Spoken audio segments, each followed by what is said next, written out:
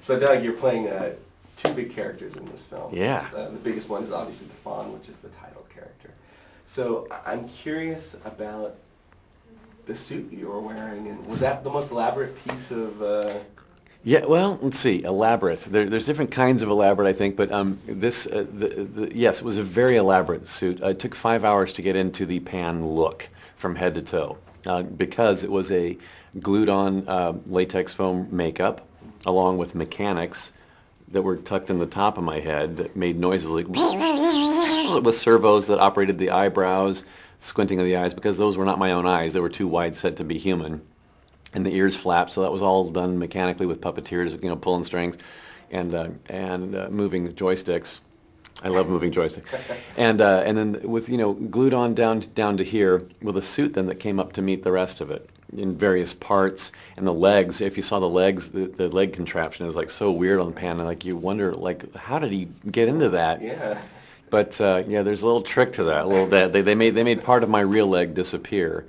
And I had an add-on that I was moving around, so it was very clunky, but it needed to be clunky because he's part tree, part goat, part man, and so it all really aided in developing the character for me. Once I had that on, I was like, oh, I'm Pan now. You know what I mean? Right. And did you control some of the face as well, or? Yeah, well, I mean, like it was, like I said, it was a glued-on makeup from here down. So, okay. So like, yeah, I moved the lower half of my face. Got it. Yeah, yeah. So, I was pretty much scared of him through the whole film. Were you? Yeah. I wasn't sure if I was supposed to be, or was I getting a wrong feeling off of him, or what? And this is what I loved about the character so much. When Guillermo sent me the script and told me, like, you have to play this part, nobody else can, I was like, oh, are you kidding me? Surely someone's better than me out there, please. But I read the script and I loved it. And I love this character of Pan, especially because of his ambiguity, because you're not sure, like, is he good, is he bad, what's he up to, where's he pushing her toward, he's obviously like going somewhere with all these tests and with little Ophelia. And you don't know until the very bitter end, if he's good or bad. Right. So I love that part of him, and I love being able to play, because there's some scenes where it's like, he's yelling at her and you're thinking, be nice to the little girl. Other scenes where he's, cupping her head and caressing her face, and you're like, well, that's kind of sweet, right, in a creepy sort of way, but it's sweet. You know what I mean? Right, exactly. Yeah. And then, of course, you've got the, I guess is it the Pale Man? Is that what he's called? The Pale Man. Which... he was just gross. I mean, yeah, no, he was downright gross. You know what I loved about the Pale Man scene the most, I think, was when the cameras like looked up at the ceiling and saw the murals on the wall of like, what he's done to other children. Right. It was horrifying. Right? Yeah. I love that set. That was my favorite set of the entire movie, just because it was like so well, it was so artistically done. And the Pale Man, Guillermo told me that he wanted me to play the Pale Man in addition to, Pan. And I thought at first, like, oh yeah, you cheap ass, you want another character for free, right? While I'm in Spain, why not just use me?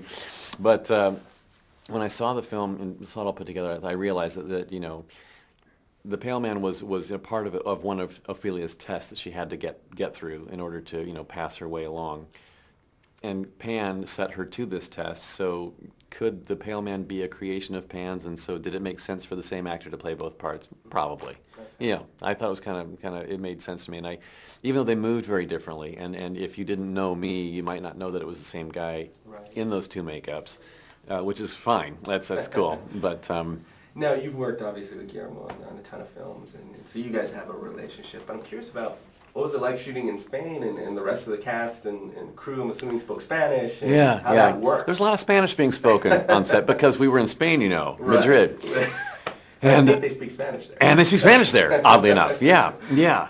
And I don't, oddly enough. Yeah, so no, I went back to my high school Spanish, and, so I got by with, like, survival Spanish, like, on the street.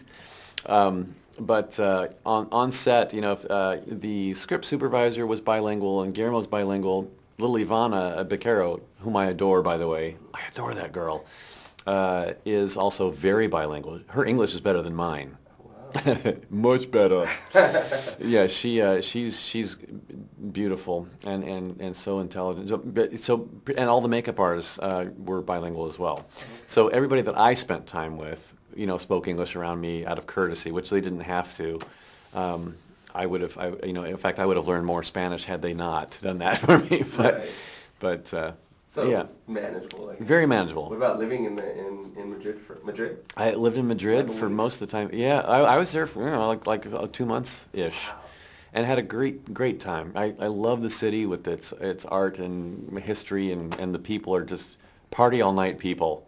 Now I know why they have siestas in the middle of the day, right? Right. Because when they go out till the sun comes up. Okay. Wow. Yeah, that's why 2 o'clock rolls around. They're like, okay, in the afternoon. Yeah. Great. So you moving on to Hellboy 2, or are you still working on Fantastic Four? Or? I just wrapped Fantastic Four: Rise of the Silver Surfer this morning. I did a night shoot last night. I have not been to bed yet. And I got on a plane immediately and came here to talk to you, Eric. Great. Thank you. Congratulations. No, it's my pleasure. But I'm wrapped now. So I had 3.5 months of hoo-ha up there in Vancouver. Crawling into the skin of the Silver Surfer, and I love him. I love that character a lot. That's going to be, come June, you'll want to see this. He's beautiful. He's beautiful. Great. Well, yeah. Looking forward to it. Yeah.